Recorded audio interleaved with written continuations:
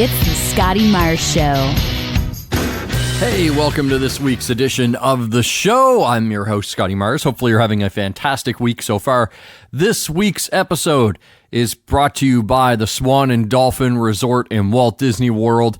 A great place to stay if you're headed down to the parks at any time, but especially if you're coming down to check out Galaxy's Edge, because staying right at the Swan and Dolphin, you're actually right in the middle of everything. You can walk over to Disney's Boardwalk, you can walk to Hollywood Studios, you can walk to Epcot. It's one of the few hotels that has that feature. Most of them you got to take a bus, which is great. They get you around here really good, but having that option to just walk is fantastic. So if you're coming down, definitely check out the Swan and Dolphin. That's where I'm actually recording this from, my room at the Swan. So let's get into the show. I had an interesting moment with my nephew this week, my younger nephew. Before I left to come down here to Florida, we were over, visiting, and he jumps on my lap. We're watching a movie, and he starts crawling all over me, and the kids do this, and it's no big deal. And then he starts pointing at my chest, and he was saying something, and I couldn't figure it out. It sounded like he was saying boobies, but I didn't know what he was saying, so he had to repeat it like 4 times. And eventually, what I pieced together was he asked if my boobies had milk in them. And I was like, what? Once I figured out what he said, I did question. I said, what are you saying? He goes, Mommy's boobies don't have milk in them anymore. Do yours? Now, I don't know if the kid was thirsty or what. I mean, there's juice in the fridge, but I first off said, no, they're I don't have milk in there. Bone dry. And I also don't have boobies. Stop. At that moment, though, I kind of wished I did have milk in my boobies. I would have squirted them. Went, yeah, you want some? No. Anyway, would have taught him a lesson. Then he crawled down on my lap and started poking my belly and going, why is there fat there? And I was like, what the hell are you? Why am I being body shamed by a 3-year-old? What in the Sam hell is going on here? So after he poked, I was like, let's stop poking me. There's no fat there. There is, but you lie. There is no fat there. It's just, and then I got up and left the couch. I was so aggravated by I mean, I know kids do things like that, but it was frustrating. This is partly why I'm not having kids of my own. I could get up and leave that couch and just go and then leave the home. We, shortly after that we left. Not because of that incident, it was just time to leave. If it's your own kid, as you know, you can't leave them places. The authorities frown on that. So that is why, one of the many reasons I am not having children. So that happened. Then I came down here to Florida. An off story happened on the way down, and we'll get to that in a few minutes.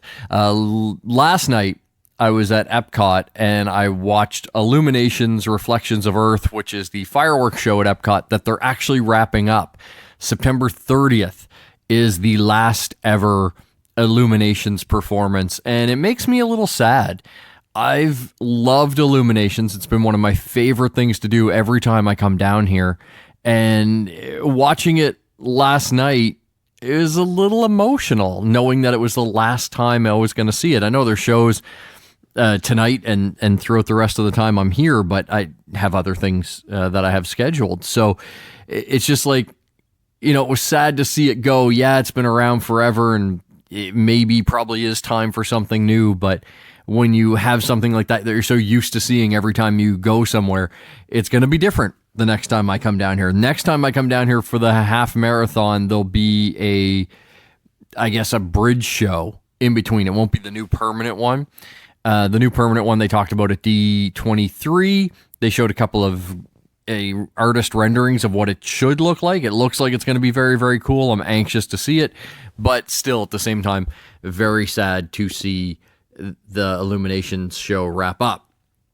Now, I'm down here, obviously, for Galaxy's Edge. If you've been listening to the show, you know I said I was going to come down here, be in the thick of it for day one, Thursday, August 29th. Tomorrow morning, it begins. Hollywood Studios opens up at 6 a.m. I've heard different rumors about when they're going to let people start lining up. I am going to walk over around 4 in the morning and be there for 6 a.m. and probably spend the vast majority of tomorrow in Hollywood Studios in Galaxy's Edge, just trying to get on rides. I heard one cast member today talk about they're expecting 5-hour plus wait times for the Millennium Falcon ride. And I'm like, what? Well, I guess, what are you going to do? I really want to ride the damn thing. I've always wanted to fly the Millennium Falcon, so I might have to wait 5 hours tomorrow to do that. But I knew that coming into it, that it was going to be kind of that chaotic. But yeah, so tomorrow will be interesting. I'll have video, and I'm doing a special edition of the podcast tomorrow night after I wrap up my day at Hollywood Studios. So it'll be up Friday morning. That'll kind of recap everything. It'll recap what I noticed in Galaxy's Edge, the good, the bad, the what, might be able to be improved upon. Also just things like, how's the blue milk taste? I'll have that answer for you as well. So that'll be a special edition of the show coming to you Friday morning, a Galaxy's Edge recap. On to some other things happening in the world and talking about taking care of the world, because the world does need a little bit of help. And the good folks at Pornhub are never ones to let us down when it comes to helping out the world. That's what I love about these guys. They admit they're dirty, but they don't think the planet has to be. So they have now launched a campaign where they have a porn video with, obviously a couple of porn actors on there, and they're doing their thing on a very dirty beach. They're having sex on a dirty, dirty beach full of garbage while people in Pornhub hazmat suits try to clean up the beach around them. And for every view that this video gets, Pornhub is going to donate money to efforts to clean up beaches and the oceans kind of around the world. It's a really, I'm going to say, cool initiative for Pornhub. They've done this before. I remember a few years ago, they did a thing where for every 100 videos that were viewed, they would plant a seed. And that was just every video on their site. It was basically, you spill your seed, we plant seeds. This is kind of, I think, their motto. I don't know if that's what they went with on a shirt, but still, you know what I mean? So I haven't come up with a real catchy one for this one yet. You get wet, we'll save what gets wet. I don't know. Sand gets in every crack there is, but great to see Pornhub stepping up and helping out the environment so that we can all stay here and be naughty, kinky just a little bit longer. On to the off story of the week. Story that just makes you say, oh, for fuck's sakes. And that's what happened to me on my flight down here. It's a very personal off story, but I get in my my row and I sit down and I get my phone out and I'm getting my headphones out, getting all ready to watch a little in-flight entertainment. And the woman next to me gets her phone out and a movie starts playing on her phone, and she has no headphones plugged into this, so it's just playing the audio just out. And I was like, oh, I guess she's going to grab her headphones and, she'll shut that off. Nope. Never got any headphones. Even when the flight attendants came by, she bought headphones and chose not to use them. Probably didn't have the right connection or something, but still, no headphones. It was so annoying because I could kind of hear it through my headphones, through the movie I was watching. You know how sometimes there's that noise in the background, you can't quite make out what the voices are saying, and it makes it even more annoying than if you could hear what they were saying? That was kind of what I was dealing with. And as annoying as that was to myself and everybody, or there's no way it wasn't bugging everybody else around us, she was not watching just like a regular movie. She was watching a documentary on the Kennedy assassination. Now here's the thing. We're on a plane headed to Orlando, surrounded by children. There are a ton of children who are about to go to the happiest place on earth. And they're so excited. They do not need to see the Zapruder film on their way to the Magic Kingdom. It's just not going to fill their heads with good thoughts, like they're going to come see fireworks. They don't need to see Kennedy's brain exploding like a firework. Very odd choice to watch in public without headphones on a plane. And I know this has happened before. Like you see it sometimes you're walking down the street and somebody's watching a video without headphones or through the mall or something. At least then you can get away from the person. You're trapped on a plane. You're just stuck in this tube 30,000 feet above with this woman researching the Kennedy assassination like she's going to crack the case when nobody else could. Absolutely ridiculous. Without question, I was screaming, offs. On to the geek news of the week, and we got a shit ton of it thanks to D23, the Disney conference. They announced more Marvel TV shows. Miss Marvel, people are crazy excited about that. She-Hulk, Moon Knight. I'm stoked about Moon Knight. Moon Knight's a very cool character. Can't wait to see Moon Knight get his own show. However, I do have a little concern with this. These are all going to be tied in to the Marvel Cinematic Universe. If I remember correctly, I read all these shows are tied into Phase 4, which means there's a lot going on in Phase 4. There's going to be a lot of moving parts, a lot of commitment to stay on top of everything. And I think that could become a little bit of a downfall for them, because what if you don't dig the She-Hulk show?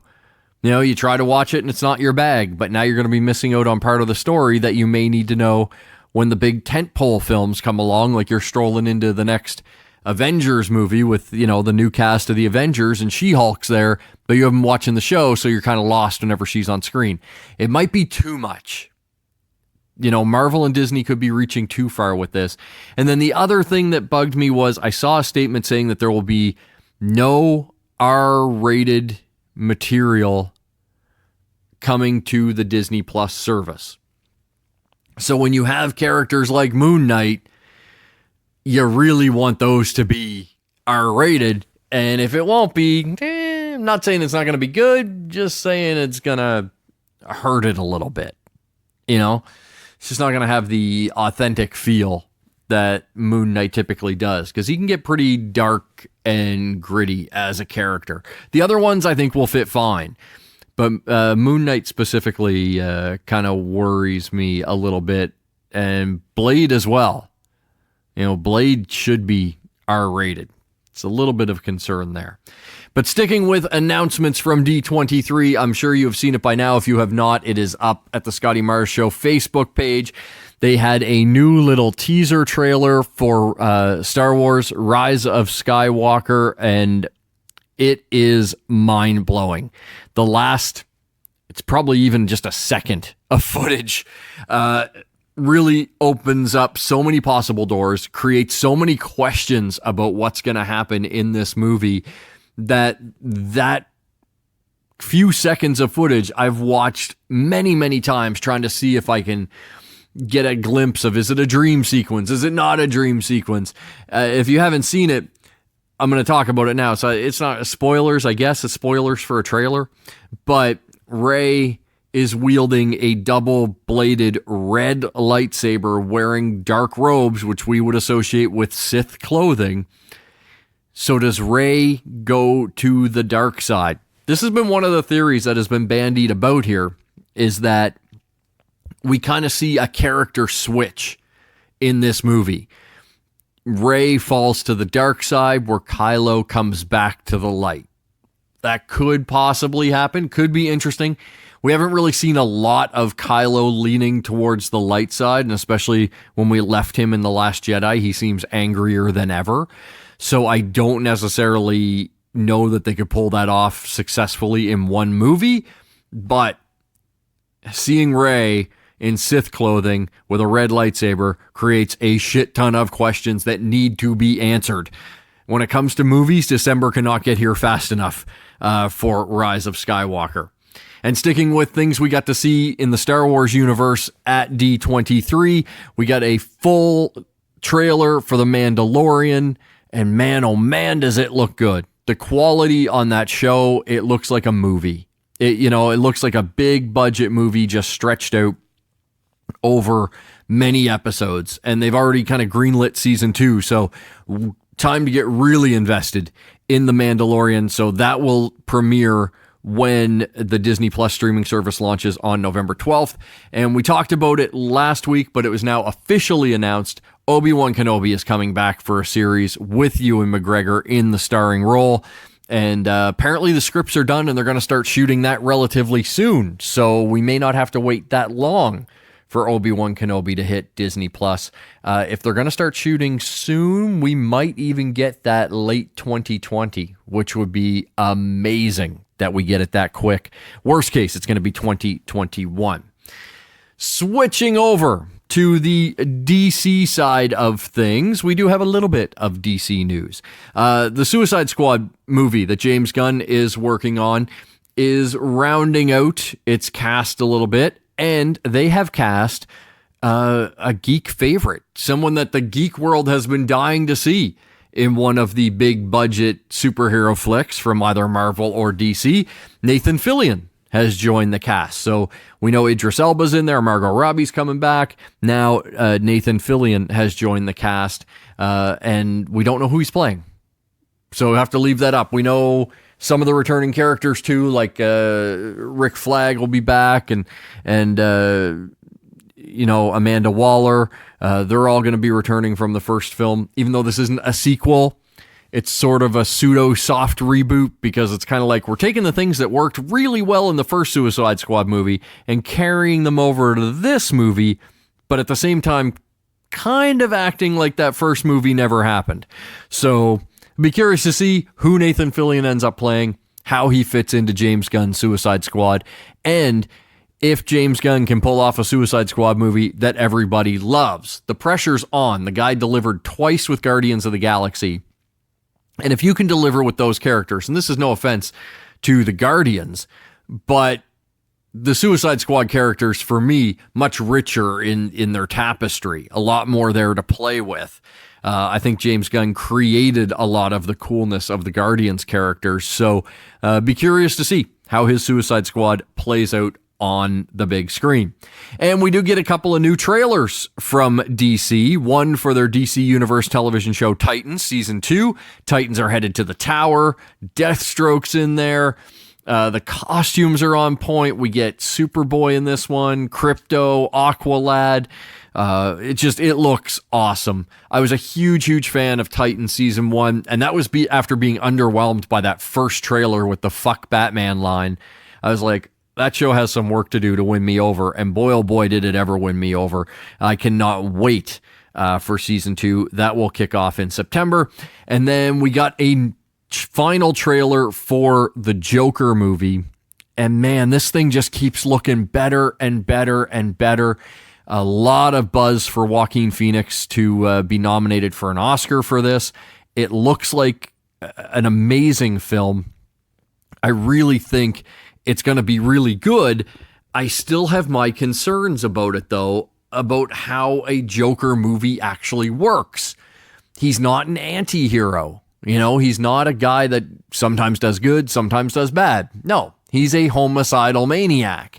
And I'm not sure how that works as your main character. And then I don't know how Joker works without Batman. Because, as I've said before, if the police can stop Joker, you don't need Batman. Long and short of it. So I'll be curious to see how this film ends. Not the play up till the end. That can all be what it looks like it's going to be. I'm curious how you end the Joker movie the right way. In my mind, I'll give you my ending. In my mind, because when you watch these trailers, he's just a man putting makeup on his face. In my mind, it ends with him falling in the vat of acid.